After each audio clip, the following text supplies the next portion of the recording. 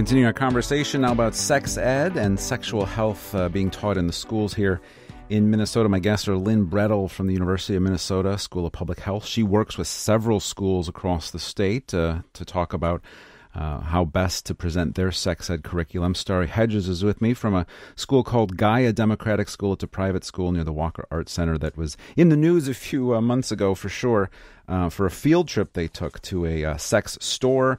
Got this debate about sex ed for sure going again. In fact, both Lynn and Starri will be on a roundtable about sex ed on October 10th at McAllister. That's a free event. We'll put a link up for that as well. I want to take a call from Ed in Brainerd, who I think has a good point here to add. Ed, go right ahead. Hi, thanks for taking my call. I'm an attorney. I do a lot of family court work, and I see the effects of inadequate sex education, and it's not pretty. I mean, the level of ignorance, for lack of a better word, is if I didn't do this, I wouldn't believe it. I mean, people are. Can you explain more, Ed? What's the what it is you see in your job that ties back to a lack of sex ed? Lots and lots of unplanned pregnancies by people who should not be having kids. People extremely young, people in extremely bad relationships, brief encounters, urban legends floating around town. Mountain Dew makes you temporarily sterile. You can't get pregnant the first time. If the female partner's on top, they can't get pregnant. I'm not making this stuff up. You're really not, are you, Ed? It gets worse than that. So it is a huge problem, the lack of understanding. Anyone who thinks that it's not a problem in rural America, it's worse in rural America. It's worse in the socially conservative areas. Let's not talk about sex. Let's hope they don't do it. Well, that's what's keeping me in business. Put it that way. Ed, thanks for the call. Lynn, it does surprise me to hear that the Mountain Dew thing, for example, would still be I hate to say, but it's true. pondered. These things persist in the minds of young people. These are the things we heard growing up, all of these myths that he is addressing here. These are the things that young people are still hearing and thinking. And without accurate information and an environment where they can have their questions answered, this is what persists. You know, one thing we know for sure is that young people have more access today than ever before to information. So if adults and teachers and parents are not talking to young people about sex education, they're going to find the answers for sure, and they're going to find it in places that we probably don't want them looking or for at least isn't accurate. Can you draw a line between sex ed, in younger grades, even third and fourth grade, and the conversations and debates we're having about campus rape and affirmative consent? Can you draw that line?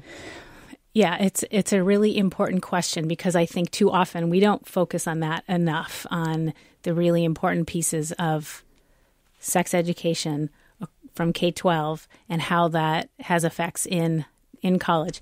When we're talking about sex education at younger grades, everything is developmentally appropriate. But even things in K through 3, if we're talking about good touch, bad touch, the thing we've heard for a long time, that's sexuality education. And so we often hear sexuality education and we think that we're talking about condoms in 4th grade. That's not what it is. It's talking about bodies, puberty, body parts, good touch, bad touch, and getting young people acquainted with those proper terms. And all of those things do relate. If I learn proper names for body parts, if I can get comfortable talking about sexuality, talking with my partner about communication, I am much more likely when I'm in college then to understand consent, to be able to say no, to be able to hear yes or no if I'm in an intimate situation. And that's the huge part of what we need to address on college campuses. But because we don't give young people the language to talk about it, we can't expect that they're going to all of a sudden know in college how to talk about these things.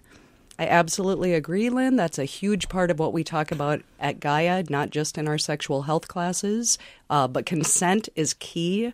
It is related also to the Indiegogo campaign that we're running right now called Sex Ed Empowers Youth.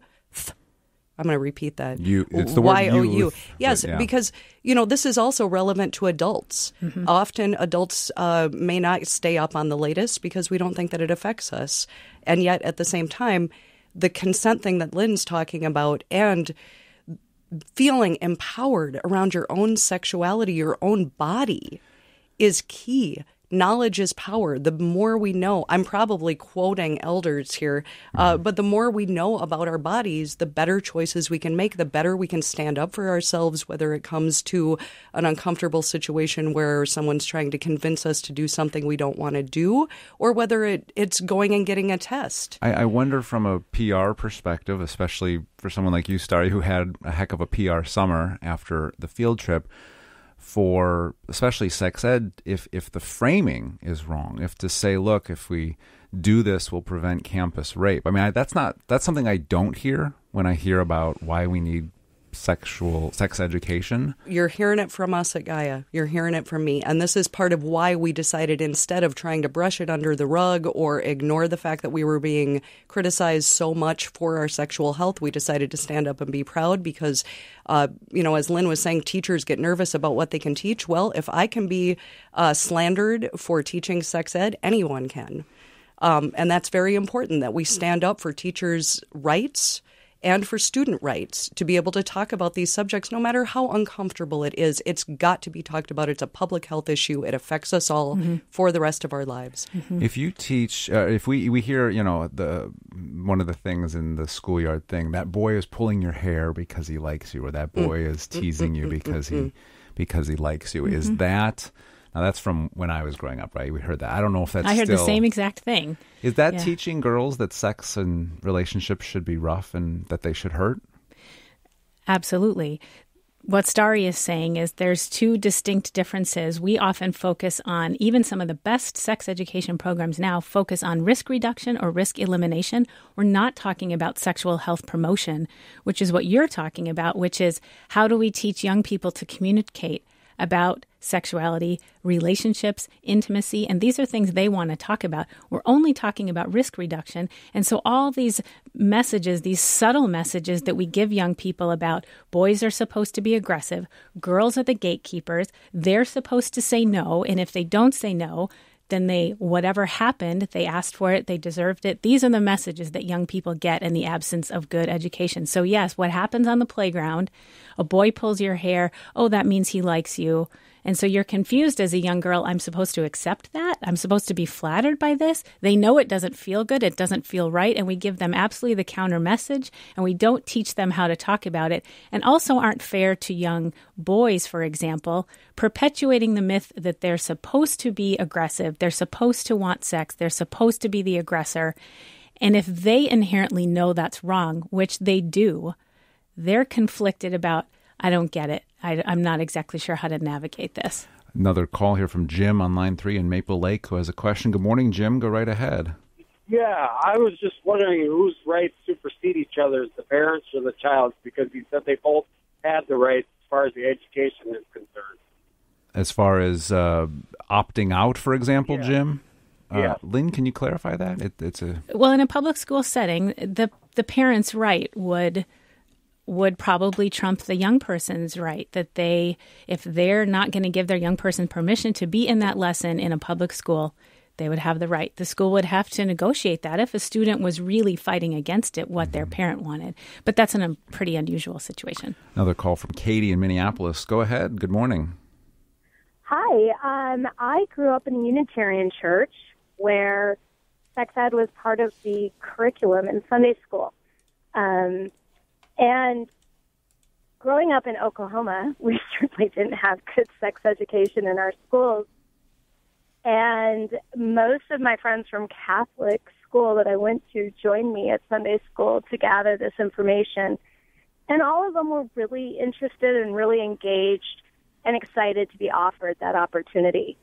So I guess I'm going to be going back to church with my daughter soon so that she can get a good sex education. Katie, thanks. Probably in school. I appreciate the call.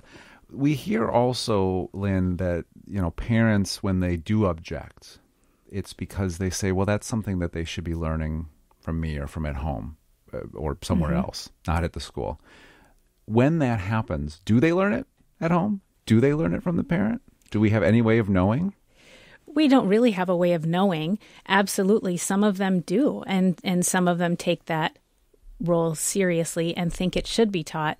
at home. And those of us who work in the field of sex education, in public health, and in education could not agree more that the home should be the first place that young people are learning about sexuality education, because what's a key component of effective sexuality education is a time and a place for young people to explore their values about sex education and about sexuality. And that's a difficult conversation, in the context of school, in a public school.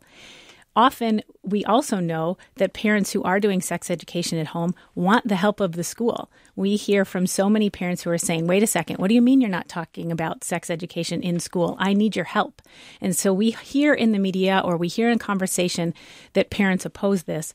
But what we know for sure from polling data is the opposite of true. Overwhelmingly, parents support sex education in schools. What percentage, Starri, would you say, of all the sex ed you do, or of all the sexual health instruction you do, what percent of it is the mechanics, the birds and the bees, what goes where, the actual act of sex?